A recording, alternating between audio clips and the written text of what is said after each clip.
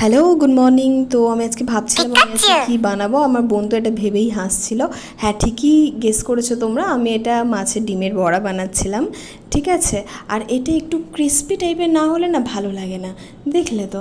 আর আমি এখানে বেসন পাইনি বলে আমাকে ময়দা দিয়ে বানাতে হয়েছে। যাই হোক, ফাইনাল দেখো তোমরা বড়াটার কালার। আর এটা সময় সাপেক্ষরই ব্যাপার, কারণ মাছের ডিমের বড়া ভাজতেই যা টাইম লাগে, বানাতে কিন্তু টাইম লাগে না। যা যা মশলা টশলা দেওয়ার আমি সব কিছু দিয়েছিলাম। দেওয়ার পরে আমি একটা বাটির মধ্যে সব রকম মশলা মিক্স করে তারপরে একসাথে কড়াইতে দিয়ে দিই, তাতে রান্নাটা খুব তাড়াতাড়ি হয়ে যায় তোমার, বুঝেছো?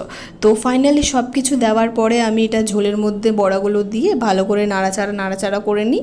করে নেওয়ার পরে তোমরা দেখবে যখন নামাবে না, একটু ওপর থেকে গরম মশলা, ধনেপাতা, কাঁচা লঙ্কা ছড়িয়ে ফাইনালি আমার রেজাল্টটা দেখতে পাচ্ছ। এটা আমার ওটা আবার আমার কোলে না উঠলে ঘুমই হয় না। আমার বোন তো ঘুমানোর আগে আমাকে দেখতেই থাকে।